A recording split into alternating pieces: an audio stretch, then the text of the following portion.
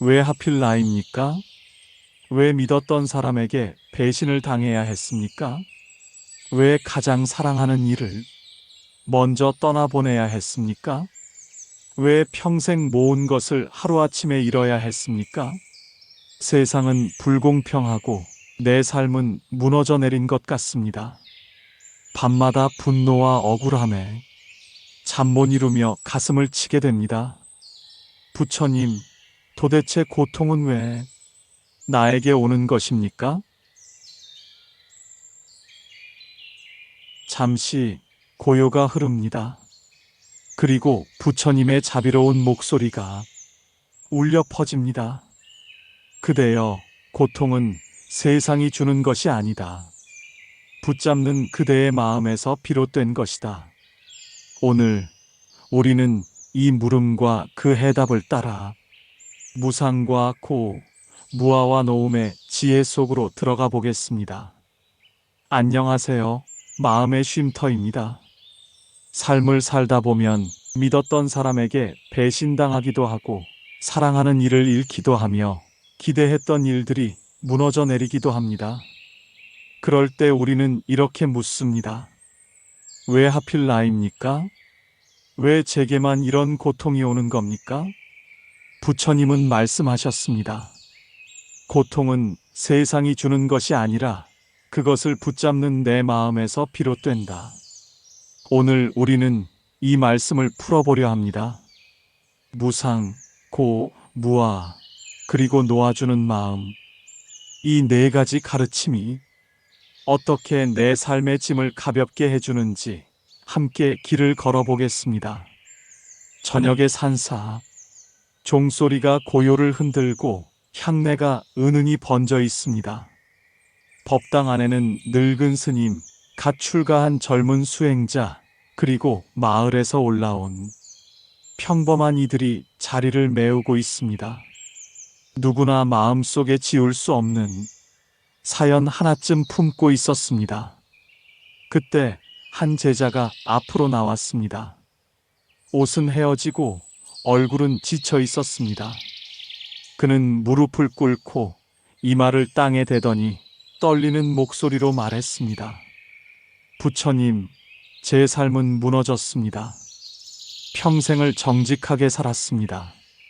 남의 것을 탐하지 않고 성실히 일하며 가난해도 하루하루를 견뎠습니다. 그런데 믿었던 친구가 있었습니다.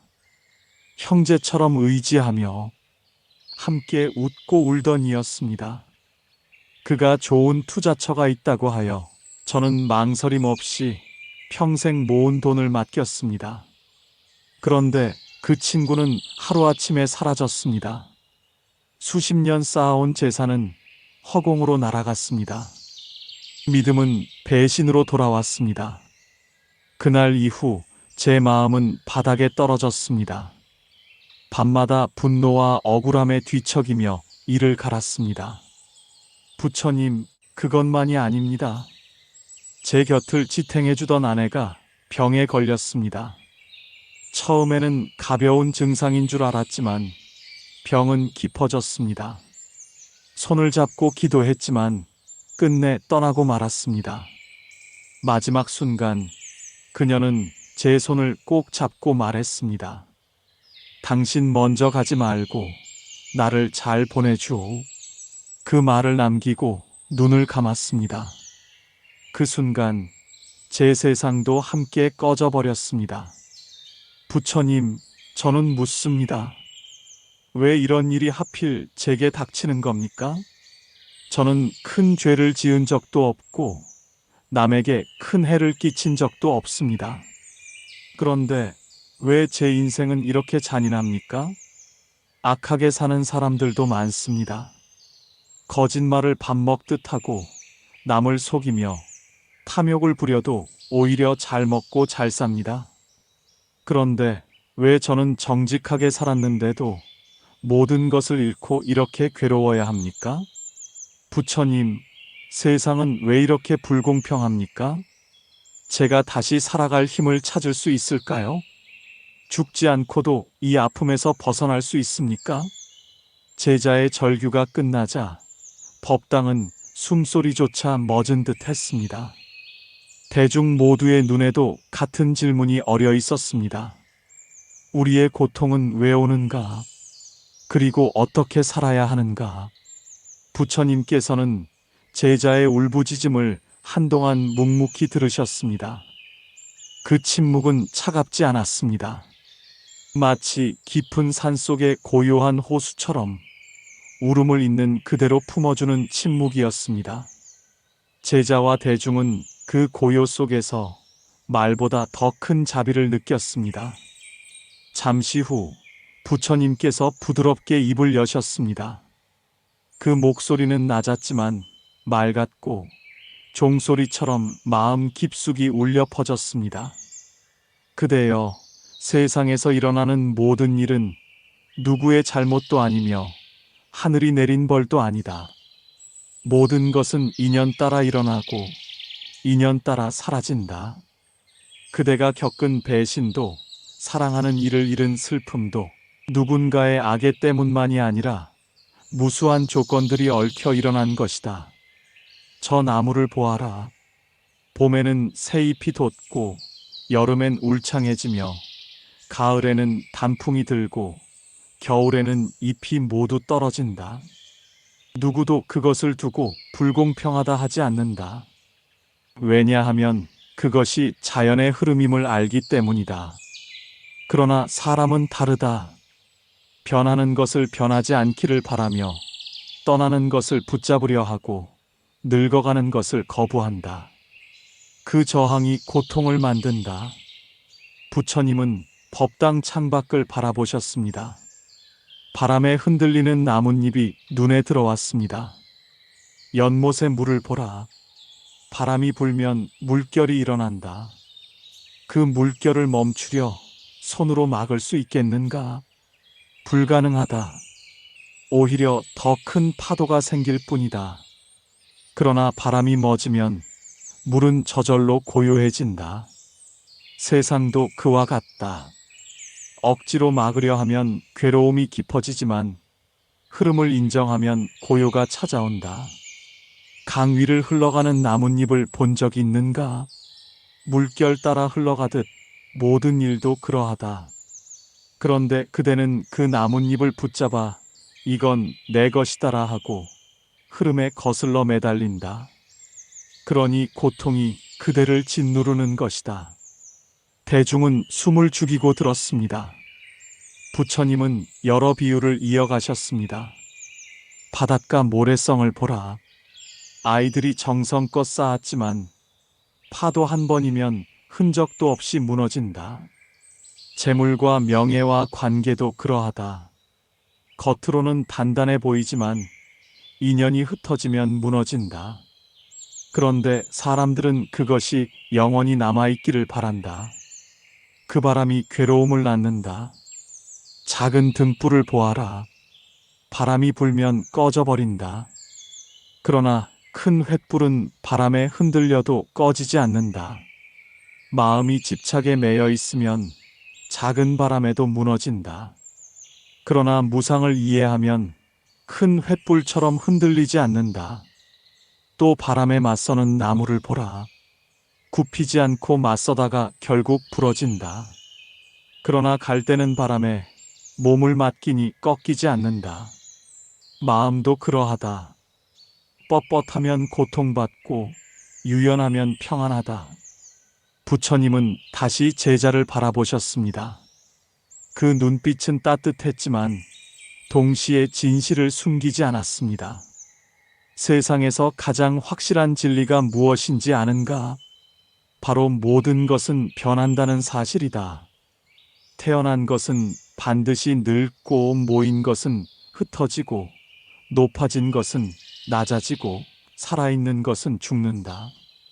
아무리 아름답고 찬란한 것도 영원히 머물러 있지 못한다.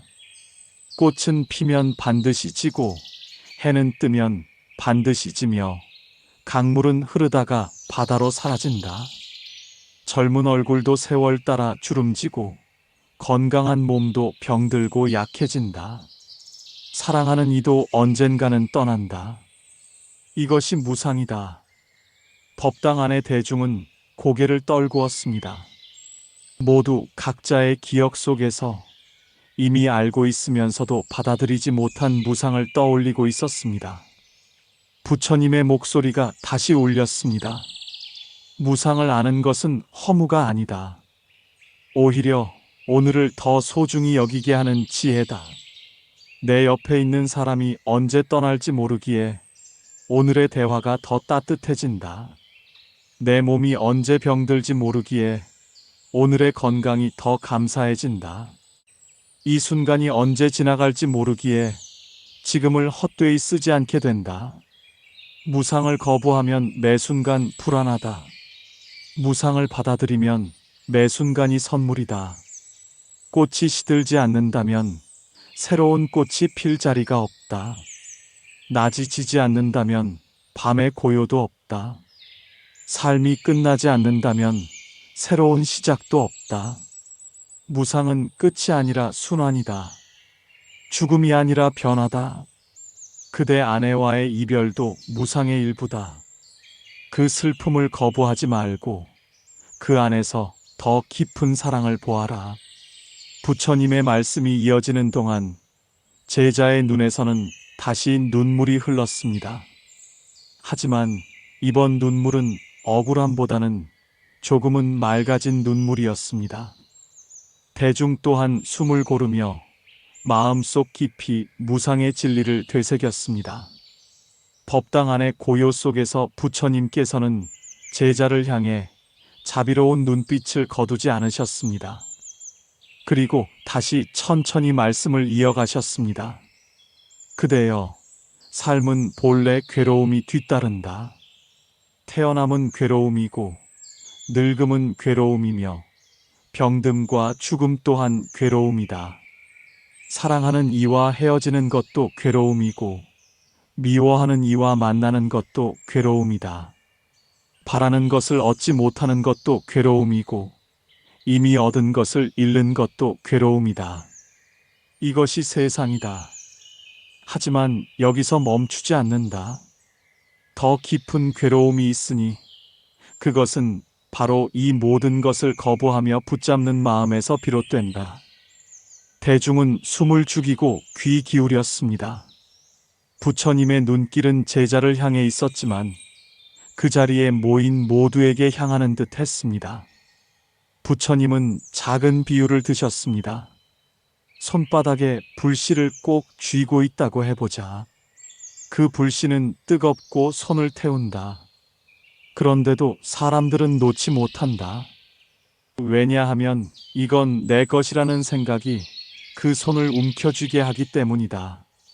그러나 손을 펴는 순간 불씨는 떨어지고 고통은 사라진다. 괴로움은 세상이 만든 것이 아니라 스스로 쥔 마음이 만든 것이다. 제자는 고개를 숙였습니다. 부처님은 다시 비유를 이어가셨습니다. 사막을 지나던 사람이 멀리서 신기루를 본다. 저기 물이 있다고 믿고 달려간다. 그러나 가까이 가면 사라진다. 또다시 다른 신기루를 보고 달려간다. 평생을 달려도 목마름은 가시지 않고 다리만 지쳐간다. 욕망과 집착도 그러하다. 재물을 얻으면 행복할 것 같지만 얻자마자 잃을까 불안해한다. 더 많은 재물을 원한다.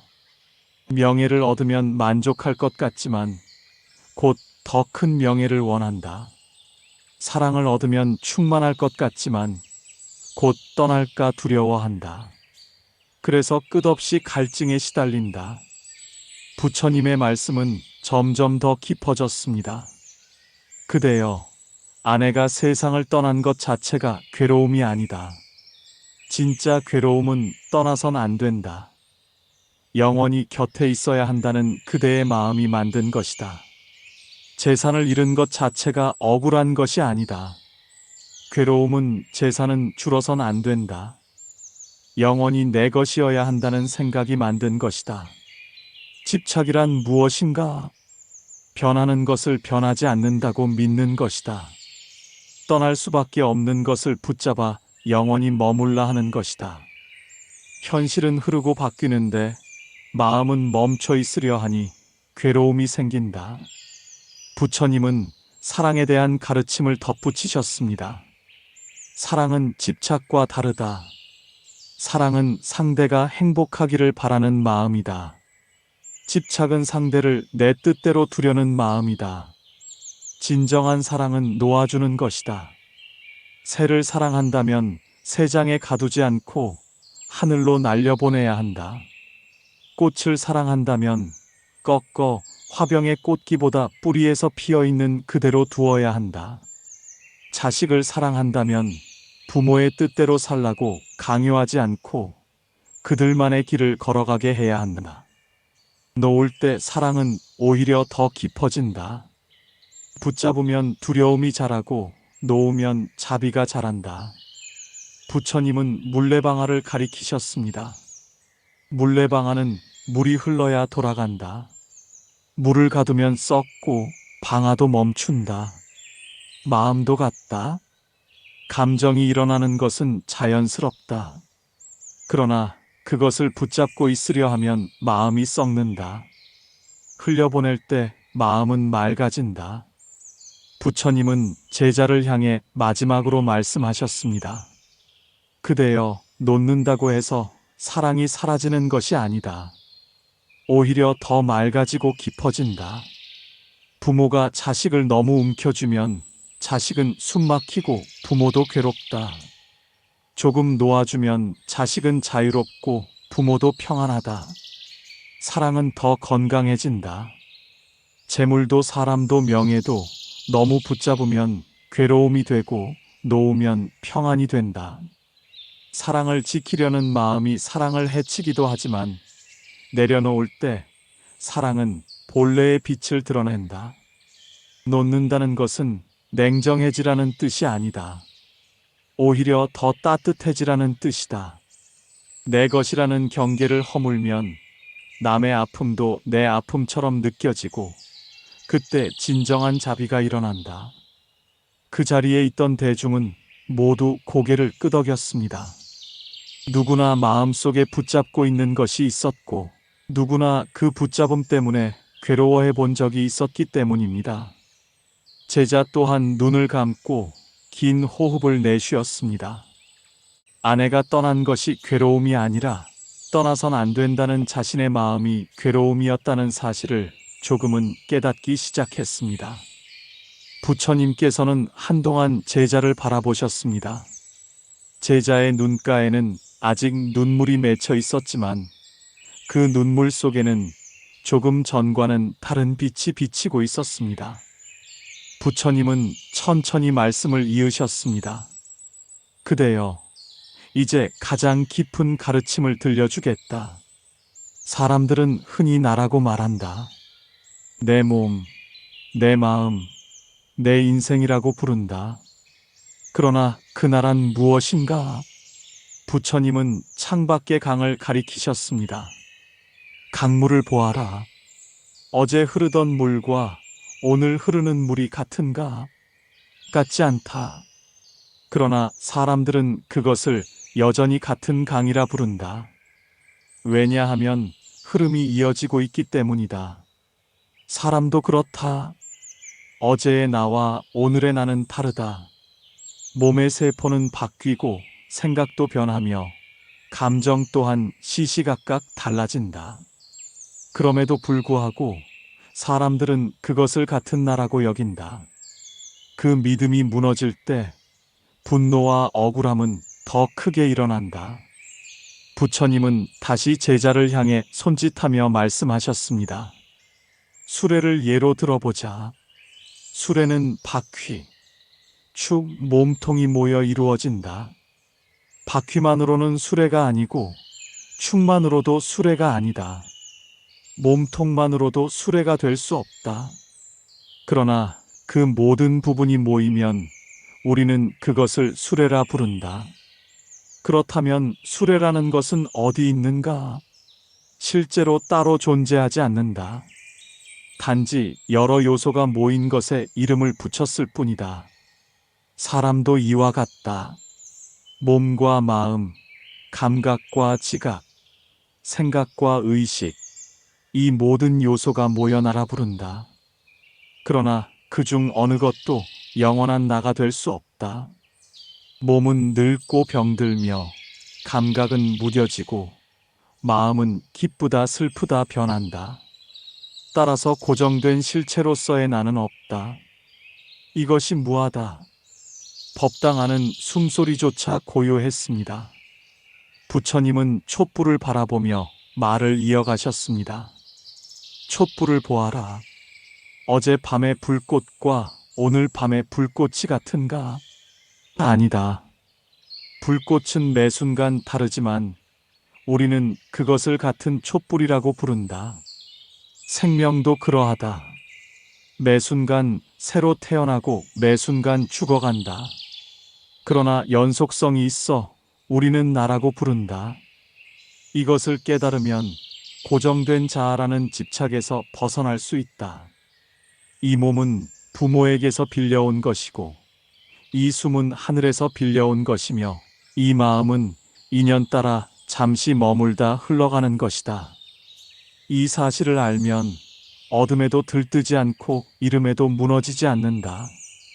그것이 자유다. 제자의 눈가에서 다시 눈물이 흘렀습니다. 그러나 이번 눈물은 허무의 눈물이 아니었습니다. 오히려 마음이 가벼워지는 듯한 자유의 눈물이었습니다. 부처님은 다시 차분히 말씀하셨습니다. 무아를 알면 더 이상 내 것이라는 경계가 단단하지 않음을 알게 된다.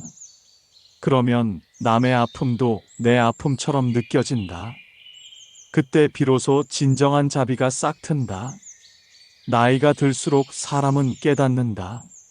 내 몸도, 내 자식도, 내 재산도 내 뜻대로 되지 않는다는 것을.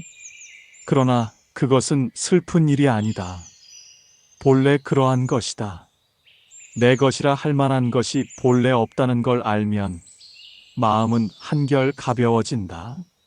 마치 바람에 흔들리지만 떨어지지 않는 나뭇잎처럼 흔들리되 무너지지 않는다. 부처님의 마지막 말씀이 법당 안에 깊게 울려 퍼졌습니다. 무아는 허무가 아니다. 무아는 지금 이 순간을 더 소중히 살아가게 하는 지혜다. 나라는 허상을 내려놓을 때 삶은 가볍고 자유로워진다.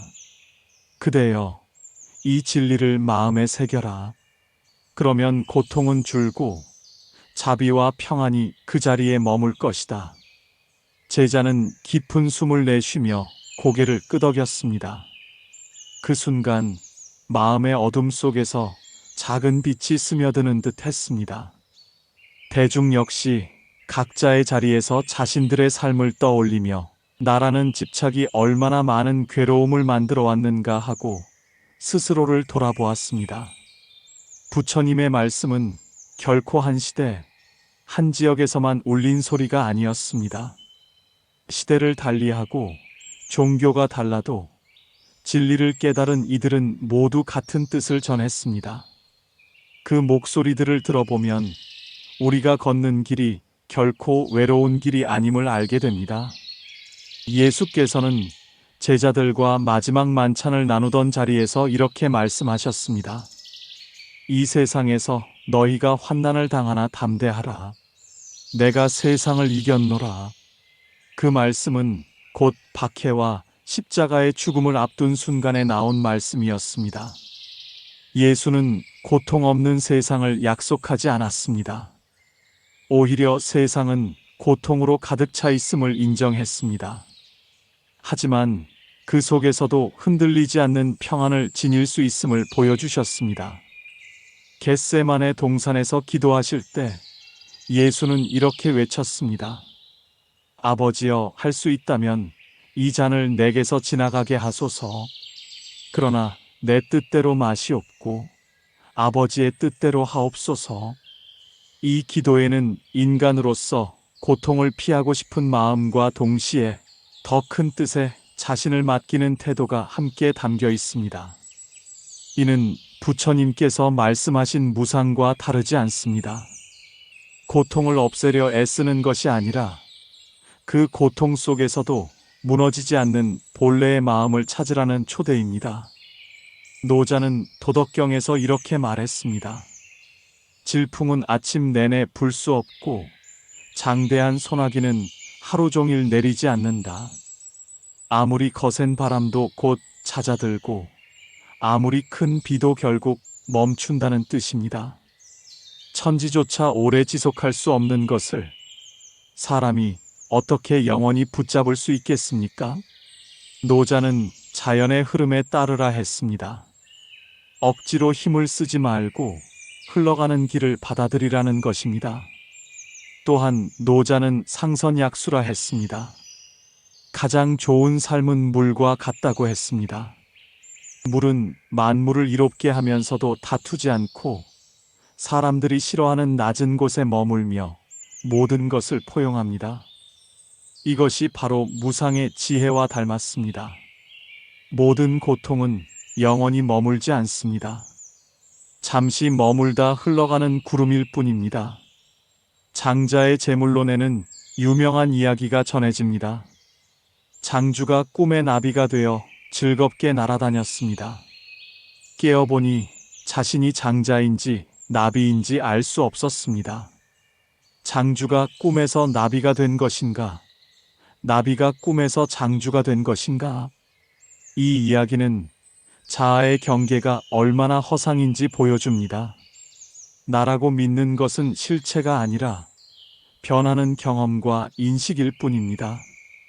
장자는 이를 통해 고정된 관점에서 벗어나 자유로운 정신을 추구했습니다. 그는 또 소요유, 즉 아무 것에도 얽매이지 않고 자유롭게 논의는 경지를 노래했습니다. 이는 부처님의 무아 가르침과 맞닿아 있습니다. 몸과 마음을 내 것이라 집착하지 않을 때 비로소 자유가 열린다는 뜻입니다. 중국 선종의 육조해능 스님은 이렇게 노래했습니다. 보리본무수, 명경역비대, 본래 무일물 하처야지네. 보리는 본래 나무가 아니고 밝은 거울 또 한 대가 아니네. 본래 한 물건도 없거늘 어느 곳에 티끌이 일겠는가. 이 말씀은 본래 우리의 마음이 청정함을 드러낸 것입니다. 괴로움은 본래 마음이 더럽기 때문이 아니라 집착과 망상이 그것을 덮었기 때문입니다. 구름이 아무리 껴도 산은 흔들리지 않듯 생각이 아무리 일어나도 본래 마음은 변하지 않습니다. 시대를 넘어 현대에도 같은 진리가 전해집니다.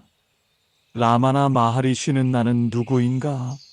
라는 질문을 끊임없이 던지라 했습니다. 그 물음 끝에 나라는 환영이 사라지고 참된 자아의 고요함이 드러난다고 했습니다. 니스르가다타 마하라지는 이렇게 말했습니다. 나는 몸이 아니다. 나는 마음도 아니다. 고통은 사건에서 오지 않는다. 그것을 나의 것이라 붙잡을 때 생긴다. 에크하르트 톨레는 강조했습니다. 고통은 일어난 일이 아니라 그 일에 저항하는 마음에서 비롯된다. 현재 순간을 온전히 받아들이면 고통은 힘을 잃는다. 달라이 라마는 이렇게 말했습니다. 고통은 피할 수 없지만 괴로움은 선택이다. 같은 상황이라도 어떻게 받아들이느냐에 따라 괴로움의 무게가 달라진다. 이처럼 동서고금의 큰 스승들이 전한 가르침은 한 목소리로 이어집니다. 부처님께서 말씀하신 무상, 고, 무아, 그리고 내려놓음의 길은 시대를 넘어 종교를 넘어 깨어있는 이들의 마음에서 같은 빛으로 울려 퍼지고 있습니다. 부처님의 가르침은 먼 옛날 이야기가 아닙니다. 추상적 이론이 아니라 우리가 오늘 살아가는 자리에서 바로 실천할 수 있는 지혜입니다. 괴로움 속에 흔들릴 때 어떻게 해야 할까요? 부처님은 작은 실천 하나가 마음을 바꾼다고 말씀하셨습니다. 가족 관계 속에서 많은 부모들이 자식을 향한 마음 때문에 괴로워합니다. 내 뜻대로 살지 않는다. 내가 원하는 만큼 효도하지 않는다. 그러나 이 마음의 밑바탕에는 내 것이라는 집착이 숨어 있습니다. 한 어머니가 있었습니다. 아들이 결혼한 뒤 연락이 뜸해지자 크게 서운해했습니다.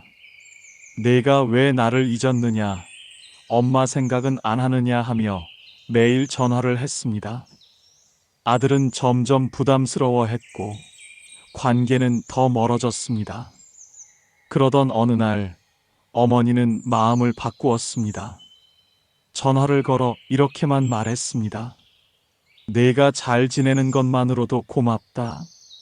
놀랍게도 아들은 더 자주 전화를 걸어왔습니다. 붙잡던 마음을 조금 내려놓으니 사랑은 오히려 더 깊어졌습니다. 노후의 두려움 속에서 나이가 들수록 몸은 예전 같지 않습니다. 관절이 아프고 병원에 드나드는 날이 많아집니다. 그러면 마음은 두려움에 휩싸입니다. 앞으로 누가 날 돌볼까? 나는 얼마나 더 버틸 수 있을까? 이 두려움은 무상을 거부하기 때문에 커집니다. 변화를 인정하고 자연의 흐름으로 받아들이면 두려움은 줄어듭니다. 한 할아버지는 관절염 때문에 걷기 힘들어 크게 낙담했습니다. 나는 이제 쓸모없다라고 생각했습니다. 그러던 어느 날 손자가 말했습니다. 할아버지, 옛날 이야기 해주세요. 그게 제일 재미있어요. 그때 그는 깨달았습니다. 몸은 약해졌지만 마음의 보물은 여전히 풍성하다는 것을. 그 후 동네 아이들에게 이야기를 들려주며 새로운 기쁨을 찾았습니다. 불면의 괴로움 속에서 많은 이들이 밤마다 뒤척입니다.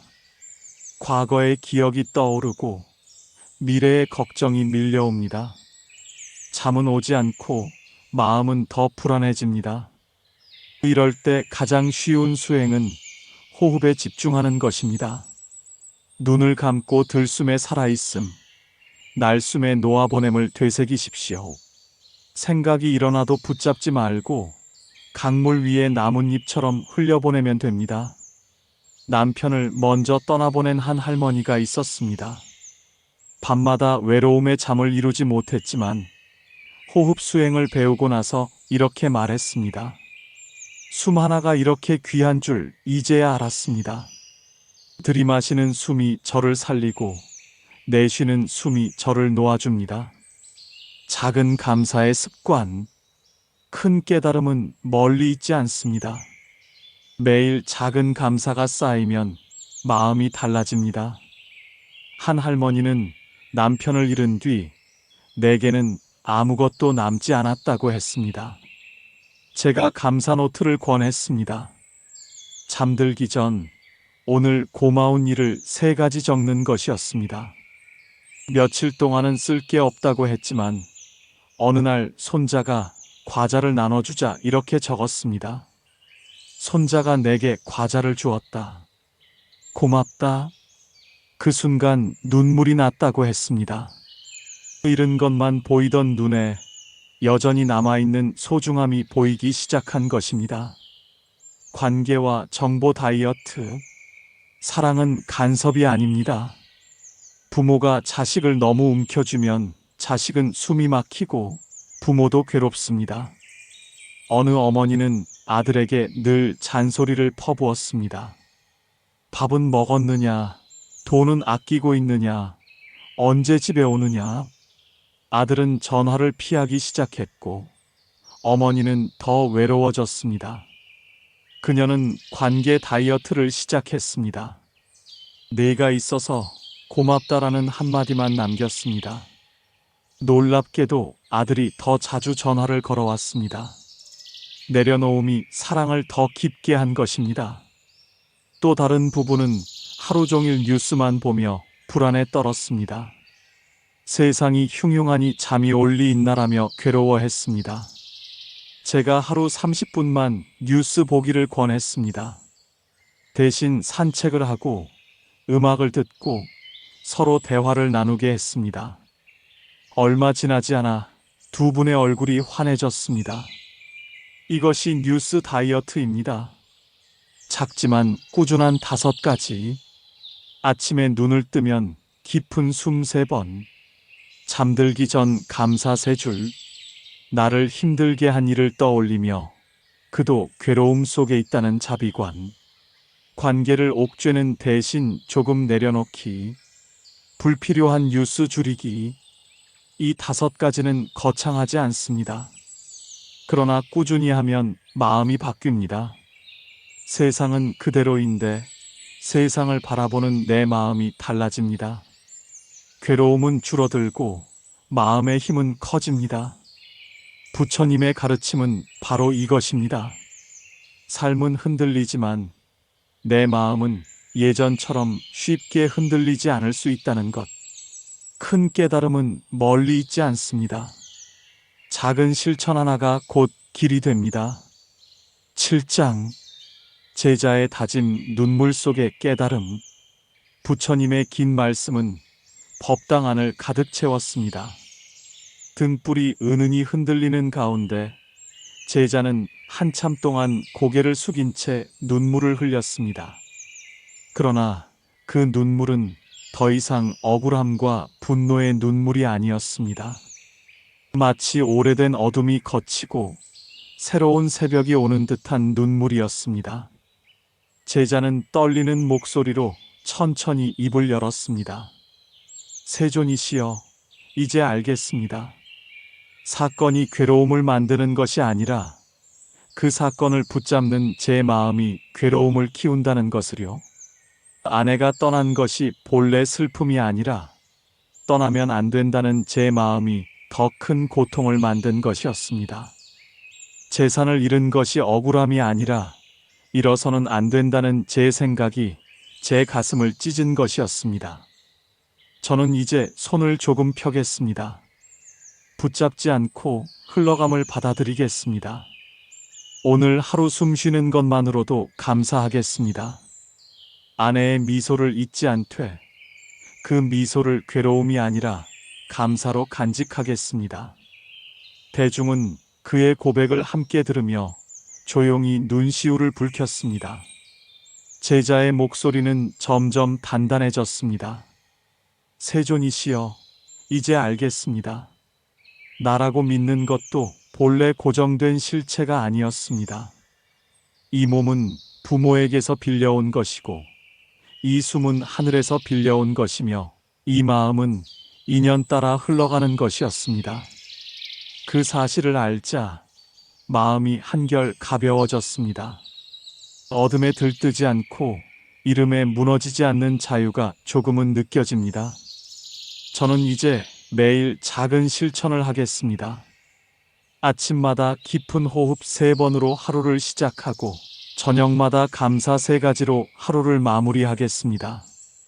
저를 힘들게 한 이들도 결국 저처럼 괴로움 속에 있다는 것을 기억하며 자비의 마음을 조금씩 길러가겠습니다.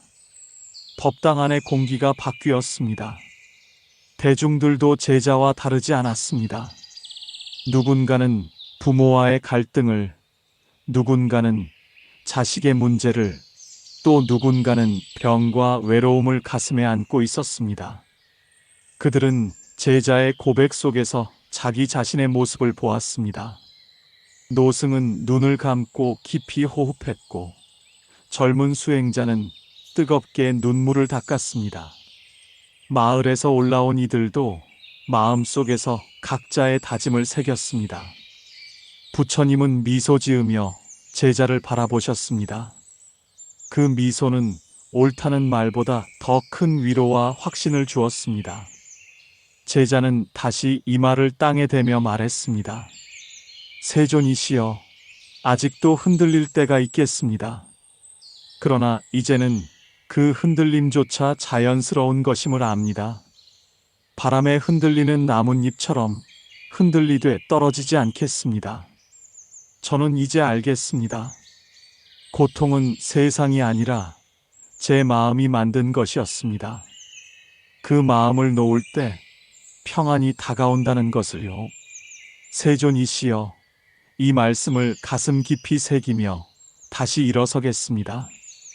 그 순간 법당에 앉아있던 모든 이들의 마음에도 작은 변화가 일어났습니다. 누군가는 고개를 끄덕였고 누군가는 조용히 눈물을 닦았습니다. 그 자리에 있던 이들 모두가 제자의 다짐을 통해 자신들의 짐을 조금은 내려놓을 수 있었습니다. 부처님의 가르침은 말로만 남은 것이 아니라 사람들의 삶 속에서 실제 변화로 이어졌습니다. 그날 제자가 흘린 눈물은 단지 한 사람의 눈물이 아니었습니다. 그것은 대중 전체의 눈물이었고 동시에 희망의 씨앗이었습니다. 부처님의 말씀은 길고 복잡하지 않았습니다. 그러나 그 한마디 한마디는 제자와 대중의 가슴 깊이 새겨졌습니다. 부처님은 다시 한번 천천히 말씀하셨습니다. 그대여, 세상은 무상하다. 모든 것은 변하고 붙잡을 수 없다. 변하는 것을 변하지 않으려 하기에 괴로움이 생긴다. 괴로움은 세상에서 오는 것이 아니라 그것을 붙잡는 마음에서 커진다. 그러므로 나라는 고정된 믿음을 내려놓을 때 비로소 자유가 열린다. 불씨를 손에 꼭 쥐면 손이 타지만 손을 펴면 불은 떨어진다. 고통도 그러하다. 붙잡을 때 나를 태우지만 놓으면 사라진다. 법당에 모인 대중은 고개를 끄덕였습니다. 사실 누구나 알고 있었습니다. 삶이 덧없다는 것을, 집착이 괴로움을 만든다는 것을. 다만 인정하지 않으려 했을 뿐입니다. 부처님의 말씀을 들으며 그들은 조금 더 분명히 알게 되었습니다. 세상은 여전히 흔들리지만 본래 마음은 흔들리지 않는다는 것을. 두려운 것은 세상이 아니라 두려움으로 받아들이는 내 마음이라는 것을. 부처님은 이어서 이렇게 당부하셨습니다. 오늘부터 아주 작은 것 하나만 실천해 보아라. 아침마다 호흡 3번, 밤마다 감사 3줄, 그리고 누군가를 떠올리며 잠시 자비를 보내라. 사랑하는 이를 조금 더 자유롭게 놓아주어라. 그 작은 실천이 모이면 언젠가 문득 깨닫게 될 것이다. 아, 내 마음이 전보다 가벼워졌구나. 내 삶이 예전만큼 흔들리지 않는구나. 그것이 바로 부처님의 길이다. 무상을 알면 오늘이 더 소중해지고 괴로움의 뿌리를 알면 거기서 벗어날 수 있다. 무아를 알면 마음이 자유로워지고 놓아줌을 알면 사랑이 더 깊어진다. 대중은 숨을 고르며 그 말을 마음에 새겼습니다. 누군가는 손을 모아 기도했고 누군가는 조용히 눈을 감았습니다. 그 순간 법당은 고요했지만 각자의 내면에는 깊은 울림이 일어났습니다. 그들은 알았습니다. 삶은 언제나 불확실하고 내 뜻대로 되지 않습니다. 그러나 바로 그 사실을 인정할 때 마음은 오히려 평안해집니다. 부처님은 마지막으로 저녁 하늘의 별을 가리키셨습니다. 저 별빛을 보아라. 아득한 옛날 이미 꺼진 별일 수도 있다. 그러나 그 빛은 지금도 우리를 비춘다. 그대의 사랑하는 이 또한 그렇다. 육신은 떠났으나 남긴 사랑의 빛은 여전히 그대 마음을 밝히고 있다. 그 빛을 붙잡으려 하지 말고 고마워하라. 그러면 그 빛은 영원히 그대를 비추는 등불이 될 것이다. 그날 밤 법당을 나서는 이들의 발걸음은 처음 들어올 때보다 훨씬 가벼웠습니다. 억울함은 줄고 원망은 풀리고 마음에는 새로운 희망이 자리했습니다. 삶이 고통스럽지 않은 것이 아니라 고통을 대하는 마음이 바뀌었기 때문입니다.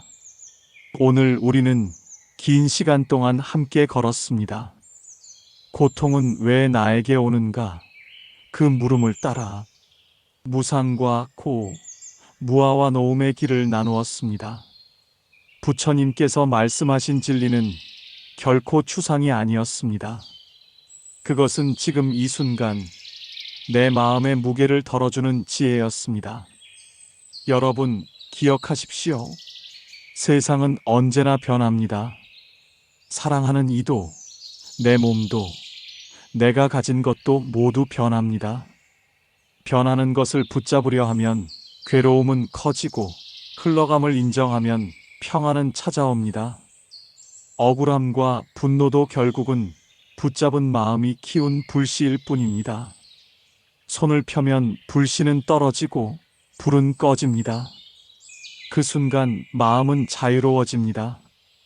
오늘부터 아주 작은 것 하나만 실천해 보십시오. 아침에 눈을 뜰 때 깊은 호흡 3번, 밤에 잠들기 전 감사 3줄, 그리고 마음속에 떠오르는 이에게 짧은 자비의 기도. 이 작은 습관이 쌓이면 어느 날 알게 될 것입니다. 아, 세상은 여전히 흔들리지만 내 마음은 예전처럼 쉽게 흔들리지 않는구나. 부처님은 우리에게 약속하지 않으셨습니다. 괴로움이 사라질 것이다가 아니라 괴로움을 바라보는 힘이 자라날 것이다. 예수는 말씀하셨습니다. 세상에서 환난을 당하나 담대하라.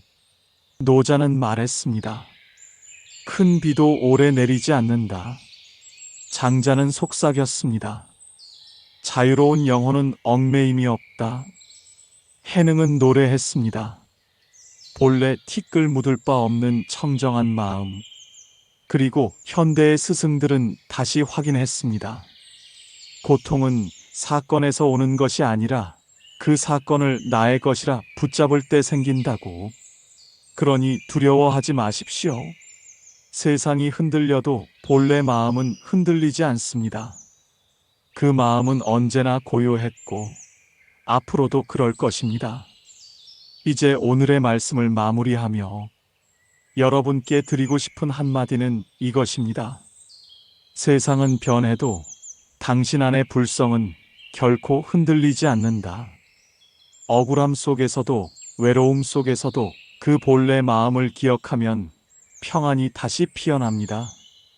잠자리에 드실 때 호흡을 3번 깊게 들이쉬며 이렇게 속삭여 보십시오.